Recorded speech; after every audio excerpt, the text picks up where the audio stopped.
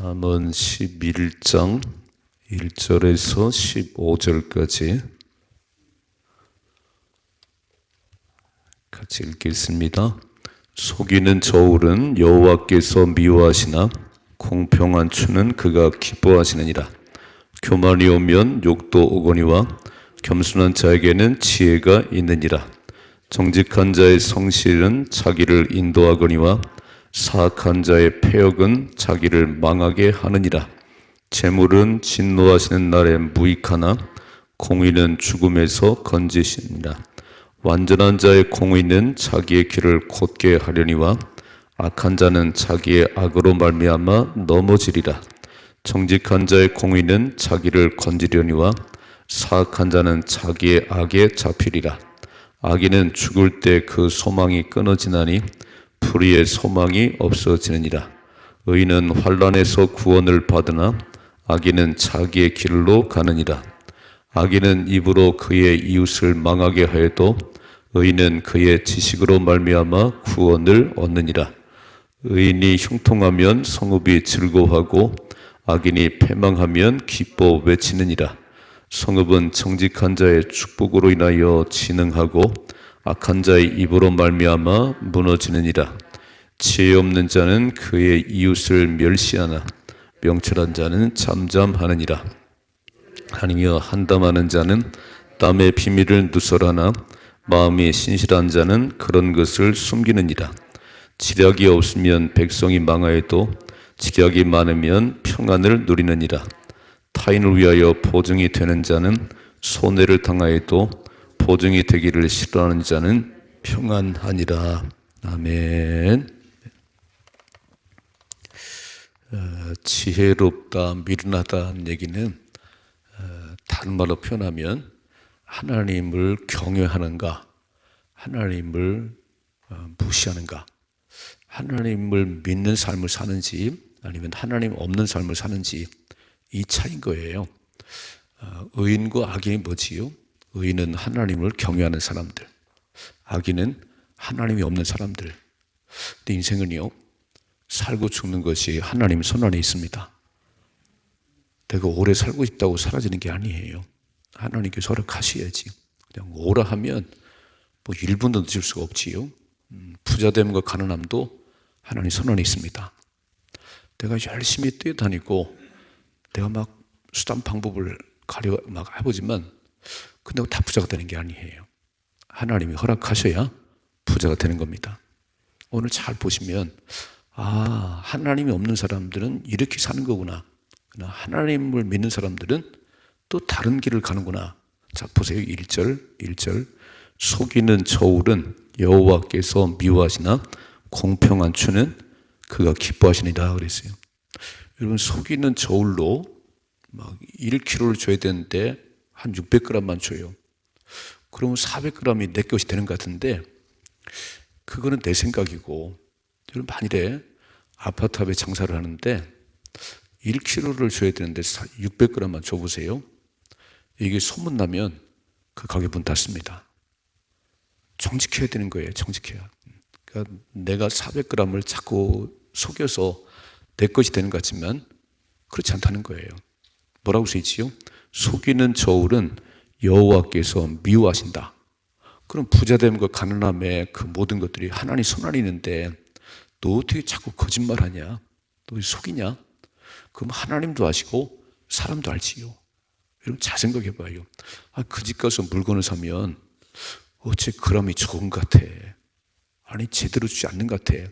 그러면 처음에는 그런 생각했다가 2번, 3번 가면 저 집은 저울을 속이는구나. 다시는 안 가지요. 그게 부자가 되는 게 아니라는 거예요. 뭐라고 써있지? 다시 한번 1절.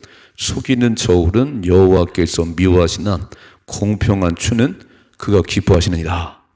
그러면 정직하게 하면, 공평한 추를 하면 하나님도 아시고 사람들도 알지요. 그 집 물건은 참 좋습니다. 그 집은 정확하게 그람을 달아줘요. 그럼 장사가 되는 거지요. 그러니까 하나님이 없는 사람들은 내 생각으로 이렇게 하면 될 것 같고 저렇게 하면 될 것 같아요. 막 속이고 거짓말하면 부자가 될 것 같지만 아니요. 하나님이 기뻐하지 않는데요. 하나님 미워하시는데 또 읽어봐요. 2절. 교만이 오면 욕도 오거니와 겸손한 자에게는 지혜가 있느니라. 교만은 패망의 선봉이에요. 그러니까 하나님 없는 사람들은 아주 교만해요. 내가 다 할지, 내가 다 할 수 있지. 하나님이 다 보고 계셨나요? 겸손한 자에게 은혜를 베푸시고 교만한 자는 물리치시지요. 넌 안 되겠어, 안 되겠어. 사울왕이 왜 망했지요? 그렇게 고르고 골라서 뽑았어요. 1대 왕으로. 왕정이 시작되면서 처음 왕을 누굴 세울 건가? 골랐지요. 그가 왕으로 세움받는 날, 나는 12지파 가운데 꼴찌 베냐민 지파예요. 나는 이렇게 왕이 될 자격이 없어요. 그리고 저 행구대에 숨었어요. 저는 그런 사람이 아니에요. 그런데 왕이 돼서 1년, 2년 지나니까 하나님 말 안 듣네요. 하나님 무시하네요. 순종을 안 해요. 그게 뭐라고 그러죠? 순종이 제사보다 낫느니라. 내가 사울을 왕으로 세운 것을 후회한다 그래요. 하나님께서. 말을 안 듣네. 아니 그렇게 겸손하고 그렇게 낮은 그런 자세였는데 왜 왕이 되고 나니까 저렇게 목에 힘이 들어가고 말을 안 들을까? 그래서 하나님께서 사울을 패하시고 하나님 마음에 합한 다윗을 세우셨어요. 여러분 진짜 중요한 게 뭐냐면 오늘도 사람들의 눈앞에서 그러지 말고요. 물론 뭐 사람들 욕먹는 것보다는 칭찬을 드려야 되는데 더 중요한 거는 하나님의 칭찬을 들으셔야 돼요. 코람데오. 다 하나님 보고 계십니다. 내가 교만해 봐야, 내가 거짓말로 장사해봐야 그거 안 돼요. 그건 되는 게 아니에요.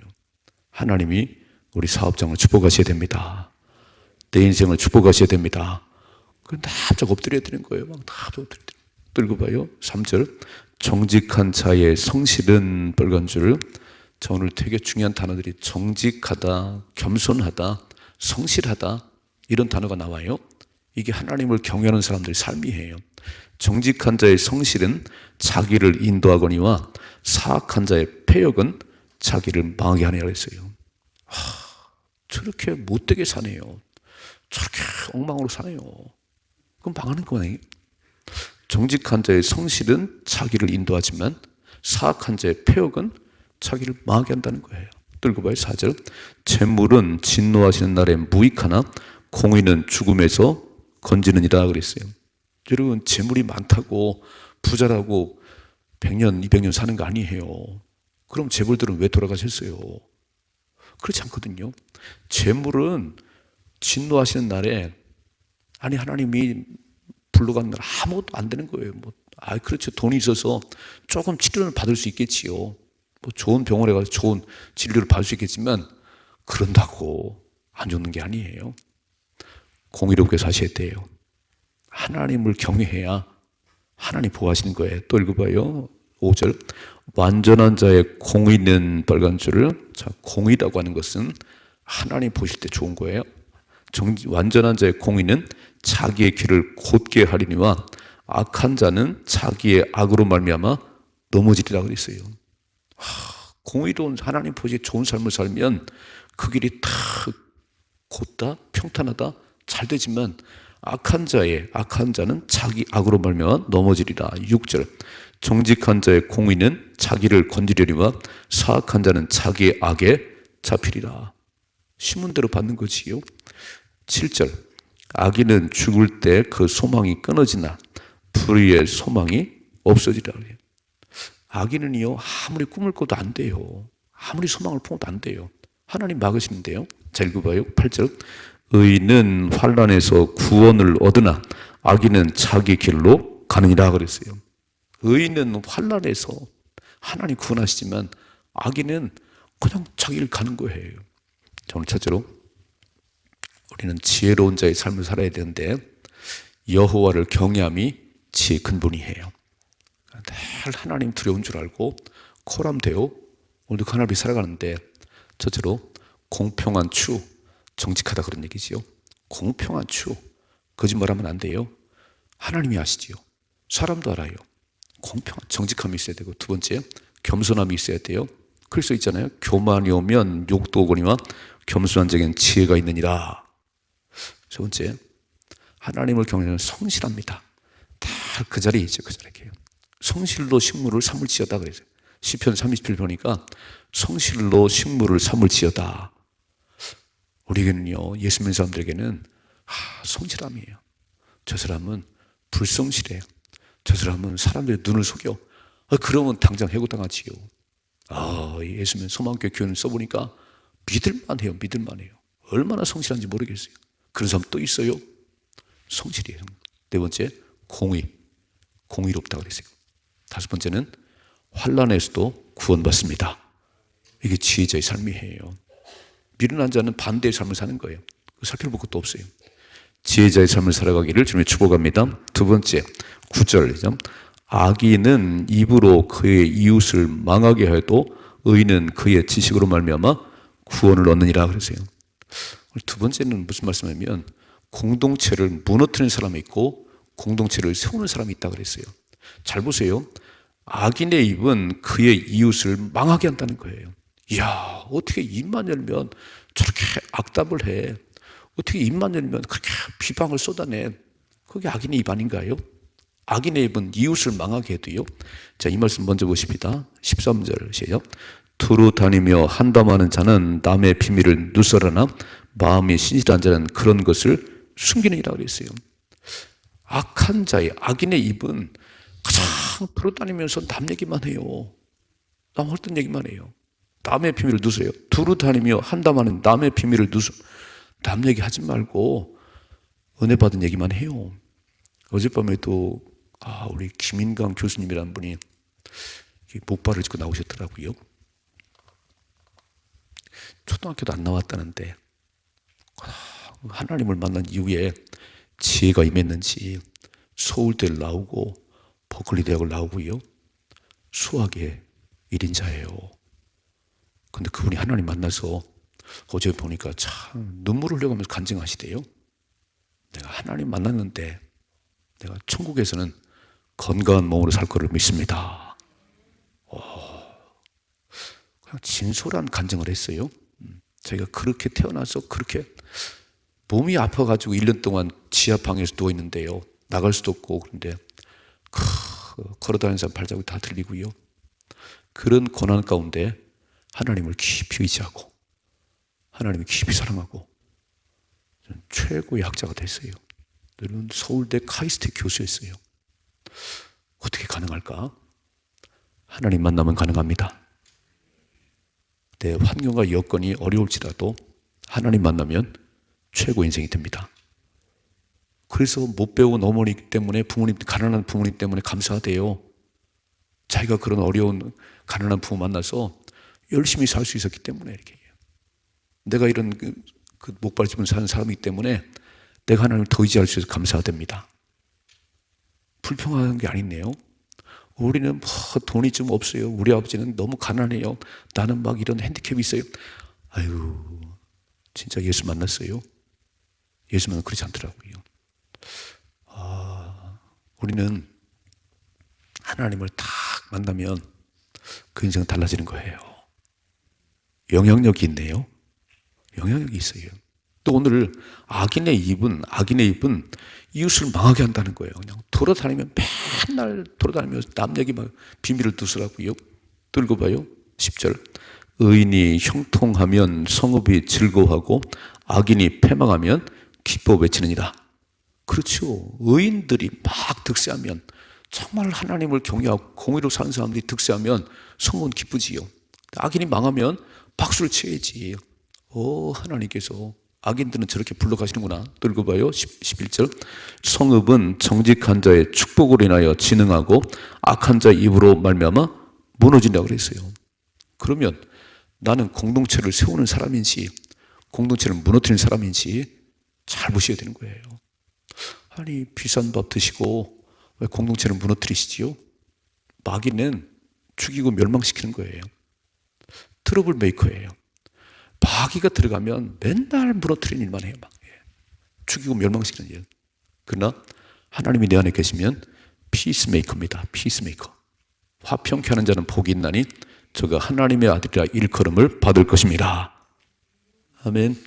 오늘 잘 보세요. 누가 무너뜨리는지. 악인의 입은 가장 두루다니며 한담하면서 남의 비밀을 누설해요. 공동체 무너뜨리는 것이요. 그런 사람 무너지면 박수를 해요. 그러나 의인이 형통하면 너무너무 성공은 기쁘지요. 이렇게 써 있잖아요. 의인은 그의 지식으로 말하며 구원을 얻느니라. 11절 보니까 성읍은 정직한 자의 축복으로 인하여 흥왕하지만 진흥하지만, 성읍은요 정직한 자 막 축복하는 의인들이, 하나님의 사람들의 축복으로 늘 새벽을 깨우는 저와 여러분 때문에 이 지역이 잘 되는 거 아닌가요? 우리들 기도하잖아요. 소망교회가 이곳에 있음이 이 지역에 복이 되게 하옵소서. 우리가 새벽마다 기도하기 때문에 나라가 평안하게 하옵소서. 왜요? 소돔과 고모라에 기도한 10명이 없어 망했어요. 근데 오늘 새벽에 나오시면 10명이 훨씬 넘잖아요. 우리가 기도하면 하나님이 들으십니다. 우리는 이런 확신이 있지요. 그러니까 정직한 자의 축복으로 인하여 성읍은 흥한하는 것이고, 악한 자 입으로 말미암아 무너지는 거예요. 누가 성읍을 무너뜨리지요? 저 국회의원들이 잘했으면 좋겠어요. 맨날 악담을 쏟아내고 막 비판하고 서로 싸우고 안 했으면 좋겠어요. 저분들이 진짜 축복하는 말을 하고 서로 격려하고 나라를 잘하려고 머리를 맞대면 이 나라가 얼마나 잘 되겠어요. 세계 1등입니다. 지금 뭐 K-팝, K-컬처, K-푸드 지금 막 세계가 난리가 나는데 저 국회는 맨날 싸워요. 저분들만 잘하시면요 세계 1등입니다. 기도하시는 겁니다. 또 읽어봐요. 12절이죠. 지혜 없는 자는 그의 이웃을 멸시하나 명철한 자는 잠잠하니라 그랬어요. 지혜 없는 미련받은 사람들은 그의 이웃을 멸시하지만 형통한 자는, 명철한 자는 그렇게 안 하지요. 또 13절, 두루다니며 한담하는 자는 남의 비밀을 누설하나 마음이 신실한 자는 그런 것을 숨기느니라. 14절, 지략이 없으면 백성이 망하여도 지략이 많으면 평화를 누리니라. 그러니까 머리를 맞대고 어떻게 하면 잘 될까를 생각해야지. 아무 생각이 없네요. 그냥 아무 생각 없이 그냥 툭툭 내뱉는 게 싸움만 해요. 싸움만. 또 읽어봐요. 15절, 타인을 위하여 보증이 되는 자는 손해를 당하여도 보증이 되기를 싫어하는 자는 평안하니라 그랬어요. 앞에서 한번 나왔지요. 절대 교회 안에서는 돈거래하면 안 됩니다. 손해봐도 괜찮을 만큼 그냥 주세요. 누가 돈을 꿔달라고 그래요? 안 된다고 그러지, 안 된다고 그렇게. 한번 욕먹는 게 나아요. 만일에 돈거래하다가 뭔가 잘못되면 믿음 잃어버리고 사람 잃어버리고 교회도 못 나와요. 이건 바보 같은 짓이지요. 오늘 뭐라고 그랬어요? 타인을 위해 보증이 되는 자는 손해를 당하여도 보증이 되기를 싫어하는 자는 평안하니라고 그랬어요. 아니, 돈을 꿔주지 말라는 게 아니야. 꿔주면 안 받아도 괜찮을 만큼만 꿔주세요. 그들 안 받아도 될 만큼만. 그냥 남의 돈까지 빌려줬다가 뭔가 막히면 난리라는 거 아닌가요? 저는 남대인교회에서 나이 많으신 분이 참 얌전하신 분이요. 나중에 보니까 그분이 돈을 그렇게 빌려가지고요 교회를 한번 뒤집어 놨어요. 아주 얌전하신 분이고 권사님이시고 나이가 거의 70 넘으시는데 그렇게 남의 돈을 많이 끌었었어요. 감당이 안 돼가지고 본인도 교회 떠나고 교회가 발칵 뒤집혔어요. 절대 그러시면 안 돼요. 안 돼요. 자, 두 번째, 공동체를 세우는 자가 되십시다. 공동체를 무너뜨리는 자가 되지 말고 공동체를 세우는 자가 되셔야 돼요. 자, 오늘 두 가지겠지요. 첫째로, 속이는 저울은 절대 부자 안 됩니다. 하나님 미워하세요. 우리는 늘 하나님이 기뻐하시는 삶을 사셔야 돼요. 그게 성실이고 공의고 정직이에요. 그렇게 살아야 하나님 복을 주세요. 두 번째, 우리는 내가 속한 공동체가, 내 가정과 내 교회와 내 민족이 흥할 수 있도록 그렇게 살아가십시다. 무너뜨리면 안 돼요. 무너뜨리면 이렇게. 그건 악한 자가 하는 일이고. 그래서 우리는 진짜 하나님을 경외하는 가운데 나 때문에 가정이 살고, 요셉은요 포디발 장군 집에 가면 포디발 장군이 복을 받고 감옥에 들어가도 또 형통하고, 하나님만 함께 하시면 우리가 가는 곳마다 복이 맙니다. 이렇게 기도하셔야 돼요. 오늘도 내가 직장의 삶을 살 때 하나님 저 때문에 우리 직장이 복을 받게 하옵소서. 복이 있는 사람 되게 하옵소서. 그게 믿음의 삶이에요. 믿음으로 살아갈 수 있기를, 승리할 수 있기를 주님의 축복합니다.